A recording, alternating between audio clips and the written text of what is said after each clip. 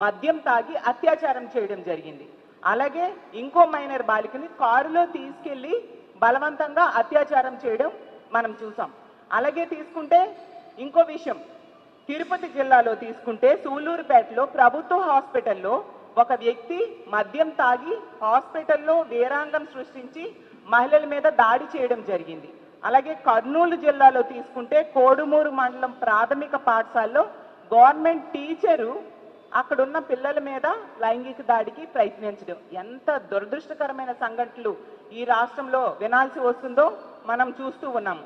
తీసుకుంటే ఈ కూటమి ప్రభుత్వానికి ఇన్ని సంఘటనలు జరుగుతున్నా కనీసం చలనం లేదు.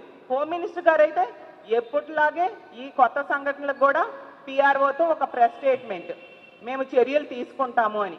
ఏమి చర్యలు తీసుకున్నారు? 8 నెలలు అయింది. 8 నెలల్లో ఇన్ని క్యాబినెట్ మీటింగ్స్ జరిగాయి. దీనికోసం మహిళల రక్షణ కోసం ఎటువంటి చర్యలైనా మీరు తీసుకున్నారా? ఎటువంటి యాక్షన్ ప్లాన్ లేదా గతంలో జగన్మోహన్ రెడ్డి గారు తీసుకొచ్చిన దిశ వ్యవస్థని మీరు నిర్వీర్యం చేసేశారు. దానికి సమాంతర వ్యవస్థనో దానికి సరిపోయిన వ్యవస్థనో ఏమైనా తీసుకొచ్చారా? ఉన్న వ్యవస్థలు లేకుండా చేసేసి కొత్త వ్యవస్థల్ని మహిళల రక్షణ కోసం మీరు తీసుకురాకపోవడం వలన భద్రత ఎంత ఘోరంగా ఉందో మనందరము చూస్తూ ఉన్నాం. ఇన్ని వరుస సంఘటనలు, రోజుకి 50-60 సంఘటనలు మహిళల మీద దాడులు కానీ అత్యాచారాలు కానీ హత్యలు కానీ జరుగుతున్నాయని ప్రభుత్వమే మొన్న అసెంబ్లీ సెషన్స్లో చెప్పడం జరిగింది. అంటే గంటకు 2-3 సంఘటనలు మహిళల మీద ఇలాంటివి జరుగుతూ ఉన్నాయి. దీనన్నిటికీ కారణం ఏంటి? మద్యం. మద్యం ఏరులై పారుతూ ఉంది. కూటమి ప్రభుత్వం అధికారంలోకి వచ్చాక బెల్ షాప్స్ అనేవి విచ్చలవిడిగా కనిపిస్తూ ఉన్నాయి. 50,000కు పైగా బెల్ షాప్స్ ఈ ప్రభుత్వం అధికారంలోకి వచ్చాక పెట్టడం జరిగింది.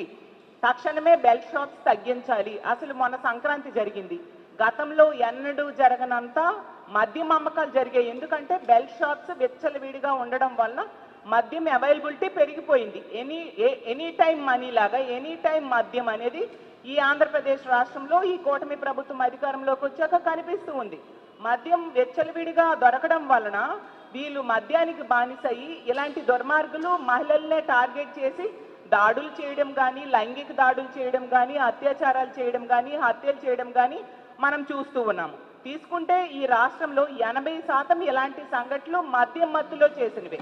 అలాగే తీసుకుంటే గంజాయిని హోమ్ మినిస్టర్ గారు చెప్పారు, గంజాయిని 100 రోజుల్లో అరికడతామని.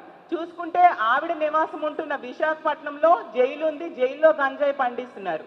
అలాగే ఆవిడ నివాసం ఉంటున్న విశాఖపట్నంలో కేజీహెచ్ బ్యాక్ సైడ్ గంజాయి పండిస్తూ ఉన్నారు. అసలు ఆవిడ నివాసం ఉంటున్న విశాఖపట్నంలో ఈ భీమిలి నియోజకవర్గం ఉంది. ఇలాంటి సంఘటనలు మనం చూస్తూ ఉన్నాము. మరి గంజాయిని ఎక్కడ నిర్మూలించారు? సాక్షాత్తు ముఖ్యమంత్రి గారి సొంత నియోజకవర్గం కుప్పంలో కూడా గంజాయిని పండిస్తూ ఉన్న పరిస్థితి. అసలు హోమ్ మినిస్టర్ గారి సొంత నియోజకవర్గం మీదుగా ఈ గంజాయి సరఫరా జరుగుతూ ఉందనేసి అందరూ చెప్తూ ఉండే పరిస్థితి. సాక్షాత్తు స్పీకర్ గారే చెప్పారు, వెచ్చలవిడిగా విశాఖపట్నం, ఉమ్మడి విశాఖపట్నం జిల్లాలో గంజాయి అవైలబిలిటీ పెరిగిపోయింది అని చెప్పి మీ పార్టీ వాళ్ళే చెప్తూ ఉన్నారు. అంటే ఎంత అసమర్థమైన పాలన జరుగుతూ ఉంది ఈ రాష్ట్రంలో అనేది అర్థం చేసుకోవచ్చు. హోమ్ మినిస్టర్ గారు అయితే ప్రతిసారి కూడా స్టేట్మెంట్స్ ఇస్తూనే ఉంటారు, మా కూటమి ప్రభుత్వం అధికారంలోకి వచ్చింది, మహిళలు ప్రశాంతంగా నిద్రపోవచ్చు అని. 8 నెలలు అయింది, ఎక్కడమ్మా హోమ్ మినిస్టర్ గారు మహిళలు ప్రశాంతంగా నిద్రపోతున్నారు అని నేను అడుగుతూ ఉన్నాను. మీరు తీసుకుంటే పండగ సమయంలో కోడి పుంజులతో ఫోటోలు దిగుతారు. అంటే కోడి పందాలకి బరిలో నిలపడానికి మీరేమో లైసెన్స్ ఇచ్చేసినట్టుగేనా?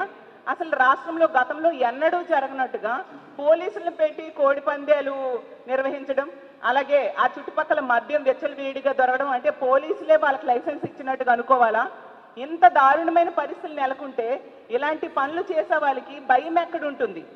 ఇప్పుడు మద్యం అలాగే గంజాయి వెచ్చలవిడిగా దొరకడమే కాకుండా కొత్తగా కొకైన్ దొరికింది గుంటూరులో. అంటే సాక్షాత్తు ముఖ్యమంత్రి గారి నివాసం ఉంటున్న జిల్లాలో కొకైన్ దొరికింది. అంటే ఎటువైపు మన ఆంధ్రప్రదేశ్ రాష్ట్రం వెళ్తూ ఉంది? ఈ రాష్ట్రంలో మహిళల భద్రత ఏంటి? మహిళల ప్రాణాలు గాల్లో దీపాలు అయిపోయాయి. మహిళల మానాలు రక్షణ లేని పరిస్థితి, మహిళల మానాలకి రక్షణ లేని పరిస్థితి ఈ రాష్ట్రంలో నెలకొని ఉంది అనేది క్లియర్గా అర్థమవుతుంది. ఈ రాష్ట్రంలో ఉన్న పోలీసుల్ని పోనీ వాళ్ళనైనా మహిళల రక్షణ కోసమో ప్రజల రక్షణ కోసమో ఉపయోగిస్తారంటే అది లేదు. ఎంతసేపు కూడా రెడ్ బుక్ రాజ్యాంగం ఎలా అమలు చేయాలి, ప్రతిపక్ష పార్టీ వాళ్ళకి కక్ష సాధింపులు ఏ విధంగా చేయాలి అన్నదానికే పోలీసుల్ని ఉపయోగిస్తూ ఉండే పరిస్థితి. ఎంత ఘోరం అంటే లోకేష్ గారు దావూస్ వెళ్ళారు, అక్కడ కూడా ఈ రెడ్ బుక్ గురించి మాట్లాడుతూ ఉన్నారు. అంటే రెడ్ బుక్ అనేది ఏమైనా మహిళలకు రక్షణ సంబంధించిన అంశమా? మహిళల రక్షణ కోసం ఎటువంటి చర్యలు తీసుకోలేదు సరికదా. మళ్ళీ ఎంతసేపు కూడా ఏదో మహిళలకి రక్షణ ఇచ్చేస్తున్నట్టుగా హోమ్ మినిస్టర్ గారు స్టేట్మెంట్స్ ఇస్తూ ఉన్నారు. స్టేట్మెంట్స్ ఎవరికి కావాలి? నిత్యం ఇన్ని సంఘటనలు. హోమ్ మినిస్టర్ గారు పక్క నియోజకవర్గం తీసుకుంటే యలమంచిలిలో ఏటికొప్పాకలో మొన్ననే చూసాము. 4 సంవత్సరాల చిన్నారి 4 ఏళ్ల బాలిక మీద లైంగిక దాడి జరిగింది. ఎంత దారుణం! ఏమైనా స్పందించారా హోమ్ మినిస్టర్ గారు అని నేను అడుగుతూ ఉన్నాను. 4 ఏళ్ల చిన్నారి మీద లైంగిక దాడి జరిగితే మీరేమైనా స్పందించారా? వాళ్ళ కుటుంబానికి ఒక భరోసా ఇవ్వడం కానీ, ధైర్యం చెప్పడం కానీ, ఒక ఆర్థిక సాయం చేయడం కానీ ఏమైనా చేశారా?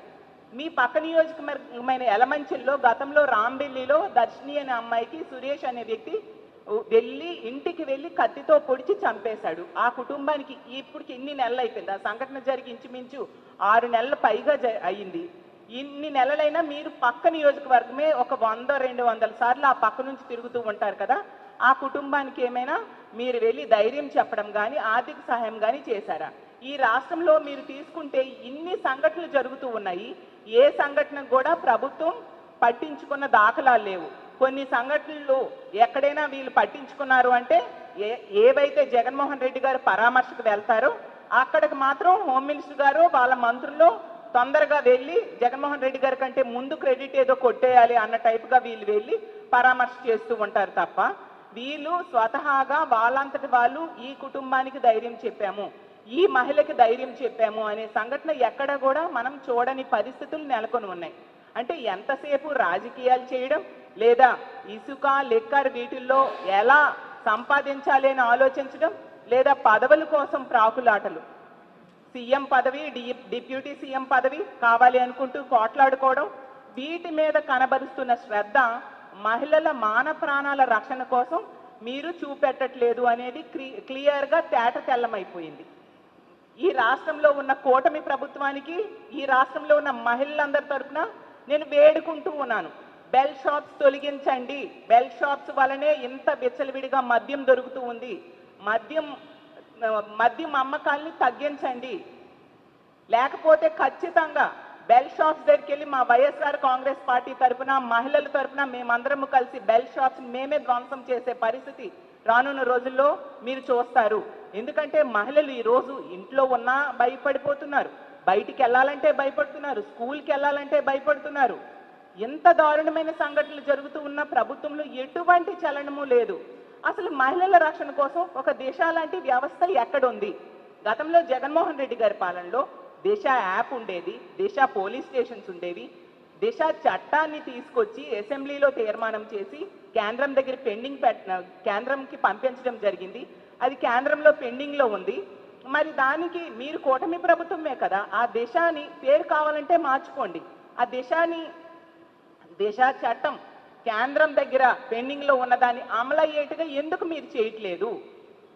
దిశ యాప్ అసలు జగన్మోహన్ రెడ్డి గారి ప్రభుత్వంలో ప్రతి మహిళ కూడా, అంటే 1,30,00,000 మంది మహిళలు దిశ యాప్ డౌన్లోడ్ చేసుకున్నారు. ఆ దిశ యాప్ ఉండడం వల్ల ఎంతో ధైర్యంగా ఫీల్ అయ్యేవారు ఆ రోజుల్లో. దిశ యాప్లో SOS బటన్ కనుక నొక్కితే కేవలం 10-15 నిమిషాల్లోనే పోలీసులు వచ్చి రక్షణ కల్పించేవారు. మరి ఇప్పుడు ఏదైనా మహిళకి ఇలాంటి కష్టం వస్తే ఏ వ్యవస్థని వాళ్ళు కాల్ చేస్తే మహిళలకి రక్షణ దొరుకుతుంది? మీరే చెప్పండి. ఎంత నిర్లక్ష్యంగా మహిళల భద్రత కోసం మీరు వ్యవహరించడం నిజంగా దారుణం. ఖచ్చితంగా దీని మీద చర్యలు తీసుకోవాల్సిన అవసరం ఉంది. ఇన్ని వరుస సంఘటనలు జరుగుతున్నాయి. హోమ్ మినిస్టర్ గారు నివాసం ఉంటున్న జిల్లా, హోమ్ మినిస్టర్ గారు సొంత జిల్లాలో, ముఖ్యమంత్రి గారి సొంత జిల్లాలో జరుగుతూ ఉన్నాయి. అలాగే డిప్యూటీ సీఎం గారి సొంత నియోజకవర్గంలో జరుగుతున్నాయి. ప్రతి జిల్లాలో జరుగుతూ ఉన్నా కూడా ఎటువంటి చలనం కూడా ఈ ప్రభుత్వానికి కనిపించటం లేదు. ఎటువంటి చలనం లేని పరిస్థితి మనం చూస్తూ ఉన్నాము. కాబట్టి ఎప్పటికైనా కళ్ళు తెరిచి మహిళల రక్షణ మీద దృష్టి పెట్టాల్సిందిగా కోరుతూ ఉన్నాను. ఇలాంటి ఉదాసీన వైఖరి కనుక మీరు అమలు చేస్తూ ఉంటే రానున్న రోజుల్లో దీనికి మీరు మూల్యం చెల్లించుకోవాల్సి వస్తుందని కూటమి ప్రభుత్వాన్ని హెచ్చరిస్తూ తక్షణమే బెల్ షాప్స్ తొలగించాలని డిమాండ్ చేస్తూ, ఇలాంటి సంఘటనలు జరిగినప్పుడు ఈ కుటుంబాలకి ఈ ప్రభుత్వం రక్షణ ఇవ్వాలి, అలాగే భద్రత ఇవ్వాలి, అలాగే ఆర్థిక భరోసా ఇవ్వాల్సిందిగా కూడా మేము డిమాండ్ చేస్తూ సెలవు తీసుకుంటూ ఉన్నాను. ఈరోజు జరిగిన సంఘటన ఏమైనా పరామర్శించారండి? ఇంతవరకు నేను అదే అడుగుతున్నానండి. హోమ్ మినిస్టర్ గారు ఇన్ని సంఘటనలు జరుగుతున్నాయి, రోజుకి 50-60 సంఘటనలు జరుగుతున్నాయని మన అసెంబ్లీలోనే చెప్పడం జరిగింది. అంటే గంటకు 2-3 సంఘటనలు మహిళల మీద దాడులు కానీ, అత్యాచారాలు కానీ, హత్యలు కానీ జరుగుతున్నాయి. అసలు మా పార్టీ నుంచి చాలా సంఘటనలకు మేము వెళ్తూ ఉన్నామండి. మేము వెళ్ళినప్పుడే వాళ్ళకి చలనం ఉంటుంది తప్ప వాళ్ళు ఏ విషయంలో కూడా వాళ్ళు వెళ్ళి ఆ కుటుంబాన్ని పరామర్శించడం కానీ, ఆర్థిక భరోసా ఇవ్వడం కానీ ఎక్కడా జరగలేదు. జగన్మోహన్ రెడ్డి గారు ఆ రోజు గుంటూరు ప్రభుత్వ హాస్పిటల్కి వెళ్తున్నారు అని చెప్పేసి వాళ్ళు ముందు వెళ్ళడానికి ప్రయత్నించడం, ప్రతి దగ్గర కూడా ఈవెన్ ఎందుకు అక్కడ రాంబిల్లిలో కూడా మా పార్టీ వెళ్ళింది. చాలా సంఘటనల్లో మా పార్టీయే వెళ్ళి ఆ కుటుంబాలకు పరామర్శ చేయడం, ధైర్యం ఇవ్వడం, ఆర్థిక సహాయం చేయడం మా పార్టీ చేసింది. మేము ప్రతిపక్షంలో ఉన్నాం కానీ ప్రజలు నమ్మి వీళ్ళకి ఓట్లు వేశారు, ఇన్ని సీట్స్ ఇచ్చారు. మరి వాళ్ళు ఏంటి, వాళ్ళ బాధ్యత ఏంటి, వాళ్ళ బాధ్యత ఎంతవరకు నెరవేరుస్తున్నారు? ఎంతసేపు స్టేట్మెంట్స్ ఎవరికి కావాలండి? మాట్లాడితే పిఆర్ఓతో ఒక స్టేట్మెంట్, ఈ భీమిలి సంఘటనకు కూడా పిఆర్ఓతో ఒక స్టేట్మెంట్, కఠిన చర్యలు తీసుకుంటాం. ఏవా కఠిన చర్యలు? ఎందుకు పెదగంటేడలో 3-4 నెలల క్రితం ఒక ప్రేమోన్మాది ఒక అమ్మాయి మీద దాడి చేశాడు, ఇన్ని నెలలైంది, అతను ఈ రోజు కూడా ప్రభుత్వం పట్టుకోలేకపోయింది. హోమ్ మినిస్టర్ ఇదే జిల్లాలో నివాసం ఉంటున్నారు కదా, మరి కనీసం దాడి చేసిన నిందితుడిని కూడా పట్టుకోలేనంత అసమర్థ ప్రభుత్వం నడుస్తుందా ఈ రాష్ట్రంలో అని నేను అడుగుతున్నాను. అంత దారుణమైన సంఘటనలు జరుగుతున్నాయి. అత్యంత ఉదాసీన వైఖరి, అత్యంత నిర్లక్ష్యము ఈ ప్రభుత్వానికి ఉంది అనేది క్లియర్గా అర్థమవుతుంది.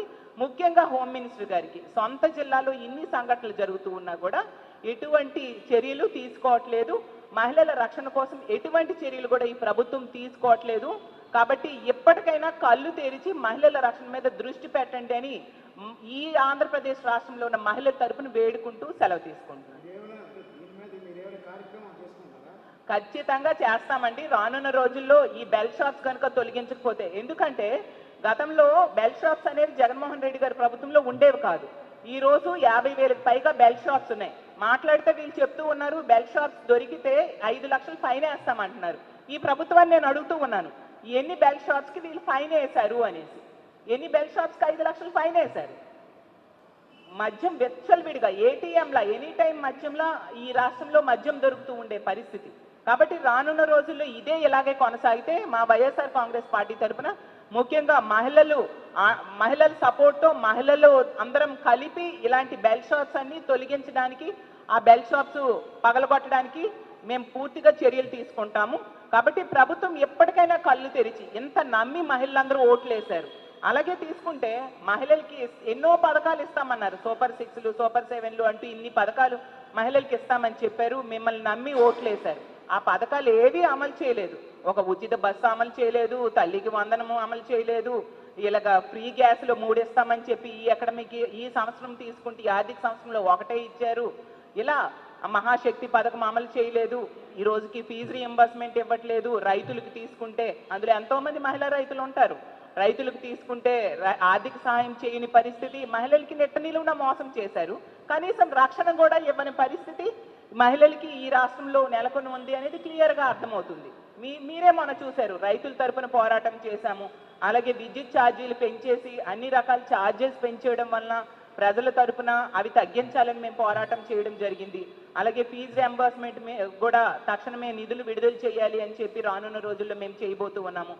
మా వైఎస్ఆర్ కాంగ్రెస్ పార్టీ ఎప్పుడు కూడా ప్రజల తరపున నిలబడే పార్టీ, ప్రజల తరపున పోరాడే పార్టీ, పోరాటాల నుంచి పుట్టిన పార్టీ.